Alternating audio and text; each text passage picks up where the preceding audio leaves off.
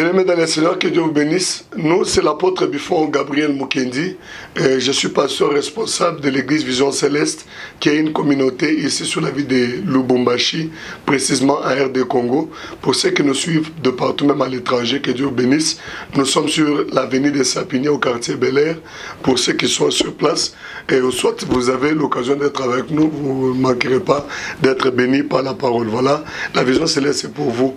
Mais avant toute chose, j'aimerais qu'on puisse prier le Seigneur parce que nous sommes là dans le compte de votre émission et nous voulons prier pour pouvoir parler maintenant l'essentiel et au nom de Jésus on peut prier. Éternel Dieu, je te dis merci de ce que tu nous mets en contact avec ces frères et sœurs pour pouvoir parler de ta part. Ma prière éternelle, c'est que ce peuple soit édifié, que ce message qui sorte avec puissance, capable de toucher le cœur de plusieurs et de pouvoir transformer, que celui qui était loin de toi trouve l'occasion de pouvoir retourner dans ta présence et faire ta volonté. C'est au nom de Jésus que nous avons ainsi prié. Amen. Voilà, comme j'étais en train de parler, nous allons parler plus sur la sanctification. Et c'est ça le message auquel le Seigneur nous a apporté. Voilà, lorsque l'apôtre Paul a croisé Christ, il est en train de dire quelque chose de très important. Il dit, une lumière est sortie pendant qu'il faisait jour. Or, il y avait une autre lumière qui était le soleil. Mais l'autre lumière, plus que même le soleil, a resplendi sur lui. Il est tombé avec tout cela qui l'entourait. Et alors, il a reçu un message. Le message que l'apôtre a reçu, il dit, j'ai reçu un message de la part du Seigneur qui m'a dit, va prêcher la repentance et la conversion. Et il est en train de prêcher cette repentance pour pouvoir retourner le peuple. Car il dit lui-même que je t'ai donné, ce que Christ lui parle, il dit, je t'ai donné ce message pour que tu puisses amener ceux qui sont dans les ténèbres à la lumière. Donc vous trouvez que la base de cette prédication était d'amener les gens qui étaient dans les ténèbres vers la lumière. Et la lumière dont je parle, c'est le Seigneur Jésus. Donc quand quelqu'un est en train de se retrouver dans les ténèbres aujourd'hui, c'est parce qu'il y a l'absence de Jésus dans sa vie. Nous sommes venus récupérer cette personne qui était perdue pour pouvoir les retourner sur la voie. Voilà, comment est-ce que nous pouvons prendre ces gens pour les retourner auprès du Seigneur? J'aimerais que nous puissions partager une pensée de la Bible dans 1 Thessaloniciens chapitre 4, le verset 3. Nous lisons au nom de Jésus-Christ. La Bible dit, ce que Dieu veut, c'est votre sanctification, c'est que vous vous absteniez de l'impudicité. Si nous commençons au premier verset, la Bible dit au reste, frères, puisque vous avez appris de nous comment vous devez vous conduire et plaire à Dieu, et que cela, ce que vous faites, nous vous prions et nous vous conjurons au nom du Seigneur Jésus de marcher à cet égard de progrès en progrès. Que Dieu vous bénisse. Là, vous allez comprendre, bien aimé, que c'est des progrès en progrès. Or, le progrès, si nous lisons dans 3 Jean, on est en train de nous parler comment est-ce que Dieu désire que nous puissions prospérer, que nous puissions progresser. Il dit, je désire que tu prospères à tous égards, comme prospère l'état de ton âme. Pas seulement prospérer, mais que tu sois aussi en bonne santé. Que Dieu vous bénisse. Là, comprenez ensemble avec moi, bien aimé, que tu prospères, que tu sois en bonne santé, comme prospère l'état de ton âme. Là, vous allez comprendre avec moi qu'une personne ne peut pas prospérer financièrement. Une personne ne peut pas prospérer seulement dans la nature, dans les choses qui sont en train de se manifester, qui sont visibles, mais il doit chercher à faire prospérer aussi l'âme. Parce que ce qui va répondre avec nos actes auprès du Seigneur, c'est notre âme. Et aujourd'hui, nous sommes en train de mettre beaucoup d'accent à ceux qui ne profitent pas Dieu, mais nous sommes en train de mettre beaucoup d'accent aux histoires inutiles. Bien aimé, il y a beaucoup d'aspects de choses que nous devons ouvrir dans notre émission pour pouvoir manifester que la volonté de Dieu, rien que ça. Le progrès en progrès qu'on est en train de nous recommander ici par l'apôtre, c'est un progrès spirituel. C'est un progrès spirituel. Vous savez en effet quelques préceptes que nous vous avons donnés de la part du Seigneur Jésus.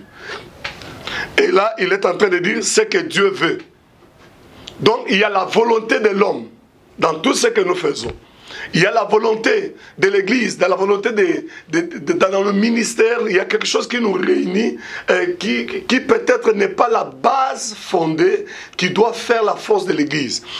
Ce que Dieu veut, c'est ça ce que nous devons faire. Ce que Dieu veut, c'est ça, c'est que nous devons appuyer. Dieu veut votre sanctification. Dieu ne veut pas votre argent. Dieu ne veut pas vos millions. Dieu ne veut pas vos voyages. Aujourd'hui, bien aimé, vous verrez que dans nos églises, c'est plein de gens qui sont en train de pleurer, qui sont en train de prier, qui cherchent à ce que Dieu puisse les consoler. Mais quel est l'avantage de Dieu derrière tout ça? Parce que quand toi tu prospéreras, quand tu iras, je ne sais pas là où tu vas, quand tu peux arriver à avoir des millions et conquérir le monde, Dieu ne se réjouit pas. Mais ce qui fait notre force, c'est la joie de Dieu. La Bible est claire, la joie de Dieu, c'est notre force. Et nous devons comprendre ce qui fait maintenant la joie de Dieu dans ces versets, c'est que c'est ce que Dieu veut. Le vouloir de Dieu est que son peuple marche dans la vie de la crainte de Dieu. Le vouloir de Dieu est que ce peuple marche dans la sanctification. Et la sanctification, c'est tout un monde de gens qui vivent en dehors des préceptes de ce monde, en dehors des choses de ce monde. Donc là, la personne est en train de vivre dans l'au-delà. Même l'église en soi, quand on dit une église, on est en train de voir un peuple mis à part. Quand on voit la sanctification, on voit aussi une vie des gens mis à part pour la crainte de Dieu, mis à part pour le monde des sanctifiés, que Paul est en train de dire que Dieu m'a donné une mission de ramener les gens vers le monde des sanctifiés. C'est très important. Aujourd'hui, la valeur de la sanctification n'est plus prêchée. S'il y a des paroles que les gens ne veulent plus encore entendre, c'est la sanctification. S'il y a des choses que les gens ne veulent plus encore considérer dans nos églises, c'est la sanctification. Combien d'églises se basent surtout sur l'argent, se basent surtout sur le voyage, sur les recevés? Ce n'est pas mauvais, bien-aimé. Pierre lui-même est en train de poser la question à Christ. Seigneur, pour nous qui avons abandonné nos femmes, nos enfants, nous avons abandonné nos familles, qu'est-ce que nous aurons?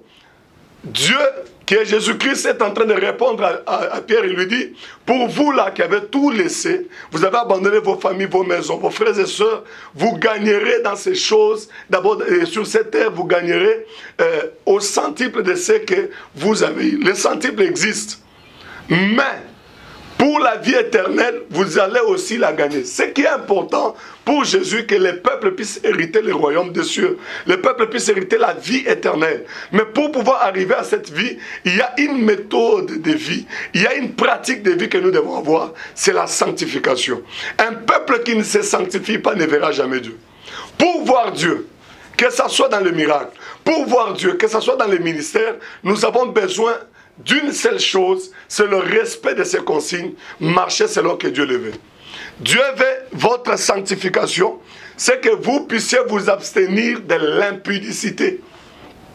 Vous allez comprendre avec moi que nous ne sommes pas là pour chercher notre propre gloire, mais nous cherchons la gloire de l'Éternel. Nous ne voulons pas la gloire qui vient des hommes, mais nous cherchons la gloire qui vient de l'Éternel et qui va servir à notre Dieu de gloire parmi la nation. Bien-aimés dans le Seigneur, vous devez vous abstenir de l'impudicité. S'il y a un grand combat aujourd'hui, ce qui combat beaucoup les ministères, ce qui combat les gens qui sont élevés, surtout, c'est la vie de péché, et surtout la vie de péché dans les masturbations, l'impudicité, l'adultère et de telles choses. Voilà pourquoi nous devons attaquer ces choses. Il y a beaucoup de gens qui se disent évoluer. Pourquoi? Par rapport à ceux qui se sont retrouvés à l'étranger. Évoluer. Pourquoi? Parce